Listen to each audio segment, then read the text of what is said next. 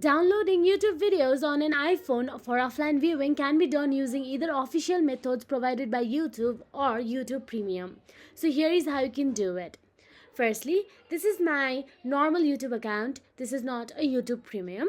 Firstly, go to the YouTube app, then log into your YouTube account. Once logged in, open the video you want to download. You can browse through all the videos on YouTube or simply tap on the search address bar and search for the video you want to download. Then all you have to do is tap on the three dot option available right next to the video, then tap on the download button, then select the desired video quality.